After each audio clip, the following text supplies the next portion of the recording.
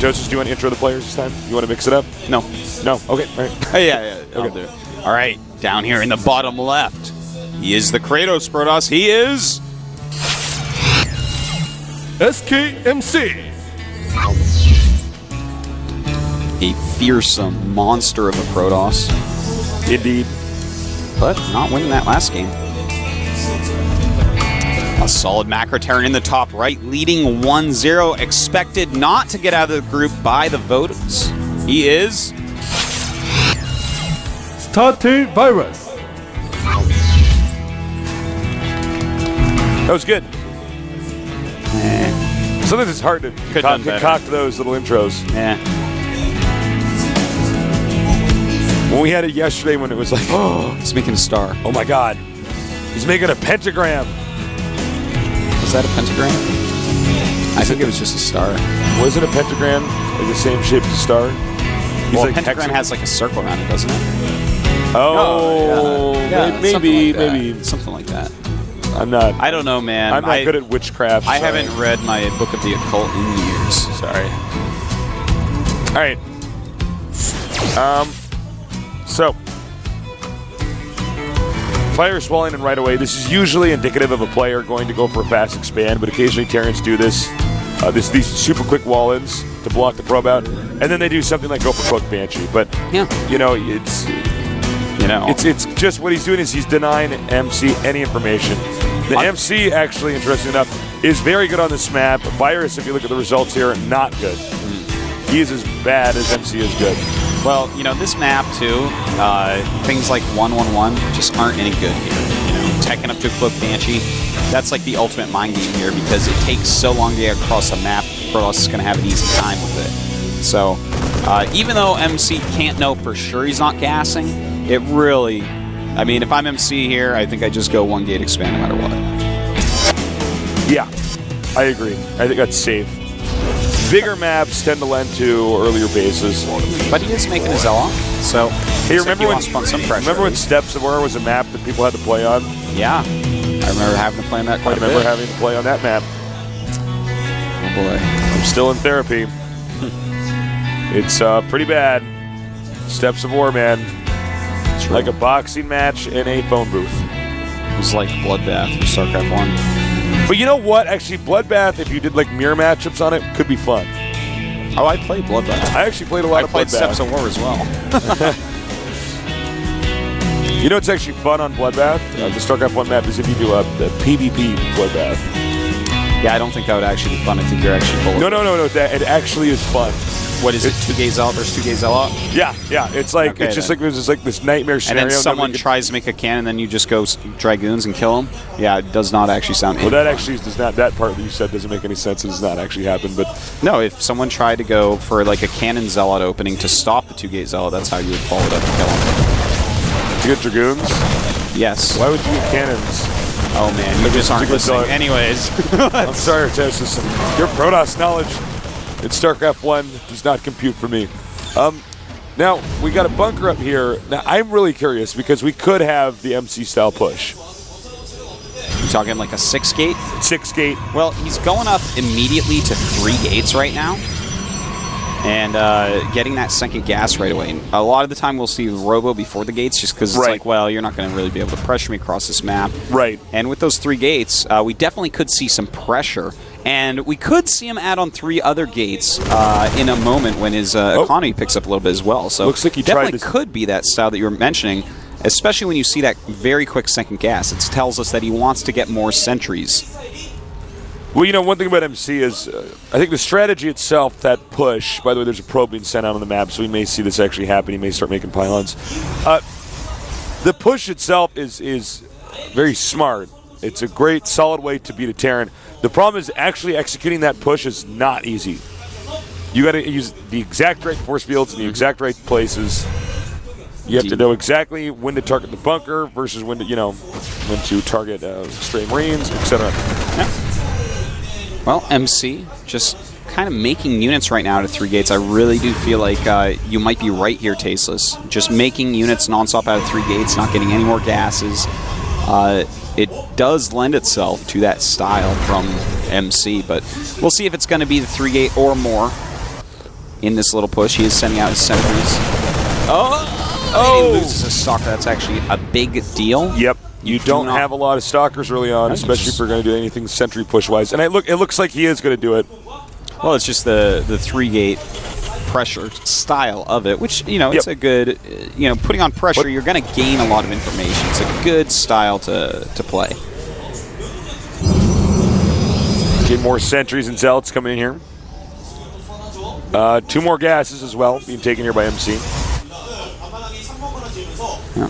A lot of sentries in this army, but Virus is getting those additional bunkers. He kind of is keen to exactly what's going on. Here we go. Notice SCV's in the front. Yep, no way you can attack there. SCV's behind the bunker. You can do it because you can force field the SCVs off the bunker. But when they're in front, they block the Zealots. The Zealots can't be utilized in the same fashion. So Virus really showing that he knows what he's doing. So right now, Virus is completely safe, but MC didn't really invest that much. It slowed his tech down to get all this, but those sentries are going to be pretty useful for a while. Yeah, it's not like he lost the sentries. Yeah, he didn't actually end up losing anything except a stalker. Do you ever feel like in builds like this, you should get hallucination? Because if you see that they don't have... I love you saying that, because he absolutely could get hallucination and do scouting with it. Yep. At the same time, when you see Marines and Marauders out at this point, I mean, Terran is kind of generic in that way. Well, actually, but hold on a second. I mean, we saw yesterday... yeah, that's what I was going to bring up. That's the one thing you'd be scouting for is, are they going for the mass barracks approach? Right. Or are they teching up? And I think if you just got hallucinated, because you see, for instance, in this moment, SCV's in the front of the bunker. All right, I'm not going to go there because I'm going to lose. Let's just take a peek and see what he's doing. I didn't use the force field energy. No. Hallucination is an underused ability. I think we're going to see more of it as time passes. We are. I mean, it does cost 100 gas, but it builds really quickly. And even adding in some additional units to your army when force fields aren't going to be as useful, because mark my words, Tasteless, we are going to see at least one time bad force fields come up. Because against Terran, the later you get into the game, we always are seeing these force fields that cut things up, and then you have all these Zealots attack, and then the Zealots wash up against the force fields. Almost every pro Protoss in the world throws down bad force fields at least one time in a long game against Terran. Here's the truth of the matter, is that force fielding against Terran is about 1,000 times harder than it is against Zerg. That's true. Against Zerg, actually, you look at the units coming at you, and if you've just played enough, decide. It sort of makes sense. You're like, okay. Against Terran, you're right. It's a very different thing. It's partially because of roach range. It's partially, you can isolate roaches a certain way. Yep. It's also partially because it's very obvious how to handle Zerglings. Yeah. If you can isolate them with your Zealot, you can push them away from a Stalker. So, yeah. Well, right now, MC has great map coverage with his observers. He knows exactly what Virus is doing, and Virus thus scans because he realizes, you know exactly what I'm doing. I'm never going to get anything done here. Good move there. MC does have another observer watching things come in while Virus does expand again. And look, going to move it down. He needs to know if Virus is going to come for a drop. That's basically all he needs to know right now. Here we go. Oh, excellent force fields. Perfect. Those were actually just perfect for this scenario. Those Zealots just mowing through everything, and he has plenty of sentries to hold everything still. Great moves by MC. If he blinks onto those medevacs, now this is where the force field's sort of working against him.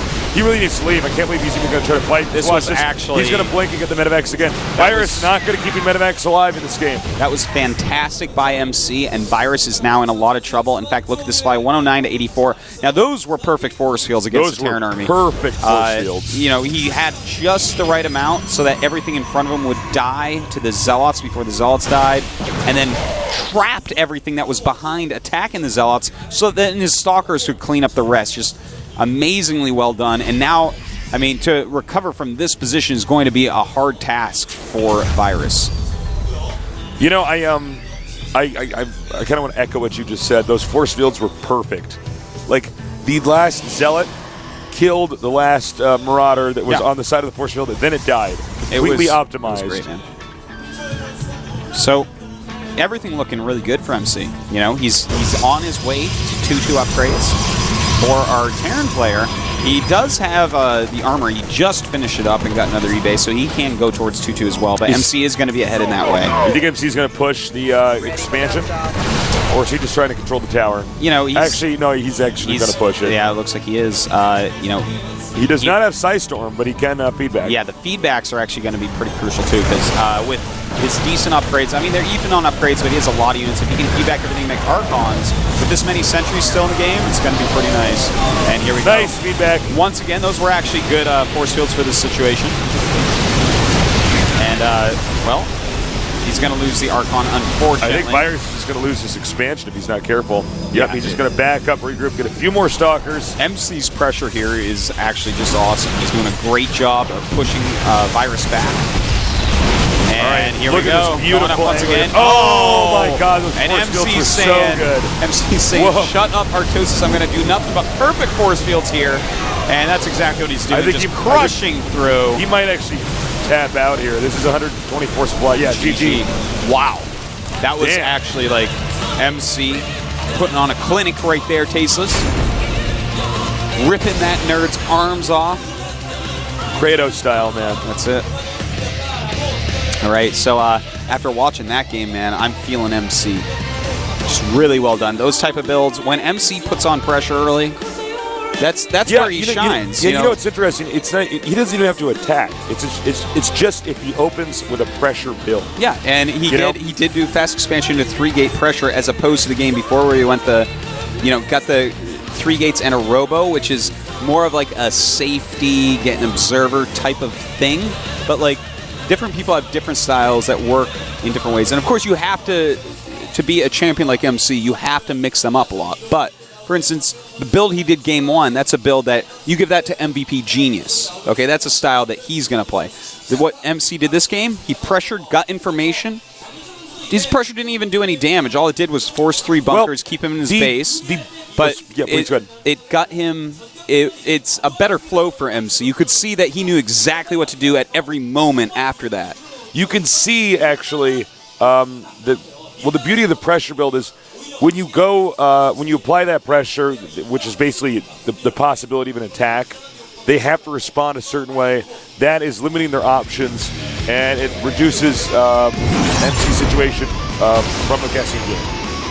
It's all right. I know you spent money on 3 bunkers. Yeah. You know, it's later barracks. Ooh, last map, those dual sight. 1-1-1. Could be, Tasteless, could be. The 1-1-1, if you are unfamiliar with StarCraft, is where they do the Mass Marine, Siege Tank, Raven, Banshee, SCV all in. Yes. It's a strong build. This is the best map for it in the current map pool of GSL. IMO. I remember doing this build in the beta. I kept beating everything, and I'm like, oh, this is like an unstoppable build. And then somebody pointed out, what if you just send all your SCVs with it? And I'm like, oh my God. That makes sense. It's just a 1-base timing attack. All right, we're here in the GSL Code S. Early in the morning, as in 2